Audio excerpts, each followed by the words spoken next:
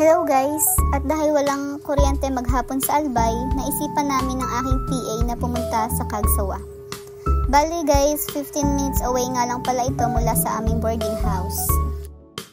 Quick trivia muna tayo guys. Alam nyo ba na ang Cagsawa Church ay tinayo noong 1587 at sinunog ng mga piratang Dutch noong July 25, 1636?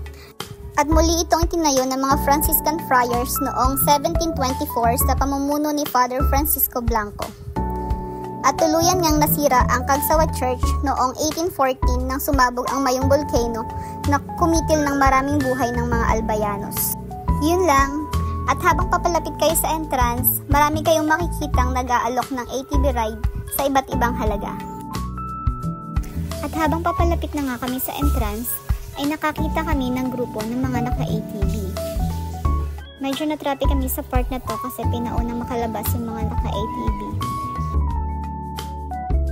Fast forward naman po, ayan, nasa entrance na po tayo. 45 pesos for adult and 20 pesos para sa parking lot. Ayan guys, yung loob. At dahil nga first time ko dito sa Cagsawa, for the video talaga ang person. Ayan, holding hands by walking. Akala mo naman talaga sweet sa personal. At dito guys, ganda-gandahan muna ang atake natin. Oh, sino ka dyan? At tinurn over ko na nga ang camera sa aking PA kasi ako'y napapaguro na mag-video. And syempre, ganda-gandahan na naman tayo dito. Oh. Okay.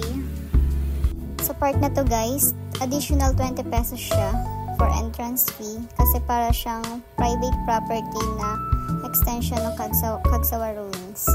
At ayan nga ang aking PA, nakakita ng sili na mas malaki pa sa kanya.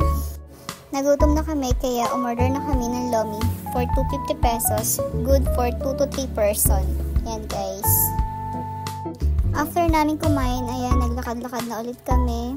At sayang naman kung i-standby lang kami sa tabi. Ito pala yung part ng simbahan na kung saan siya ay nalubog ng lahar.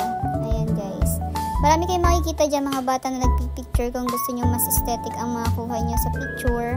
Ayan, bibigyan nyo lang sila ng pang merienda kahit magkano. Ganyan siya kalawak guys. Ayan, so naghintay po kami matapos ang nagpipicturean doon sa dulo. Hindi nga makukumpleto ang Cagsawa tour nyo kung hindi kayo titikim ng chili ice cream nila.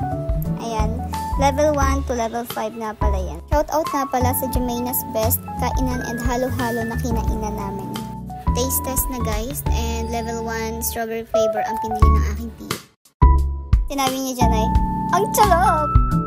And ako naman nga ang huhusga. Level 1 mango flavor naman nga ang pinili ko. Ayan. Sa unang subo, hindi mo siya malalasahan na maanghang. Bali sa pangalawang subo mo lang siya malalasa. After ng ice cream, ayan, aura ulit. At dahil pahapon na din naman, nakapag-desisyon na kaming umuwi ng aming boarding house. Dito na kami dumaan sa shortcut kasi traffic sa Daraga. Yun lang guys. Sana nag-enjoy kayo. Thank you for watching. See you on my next vlog.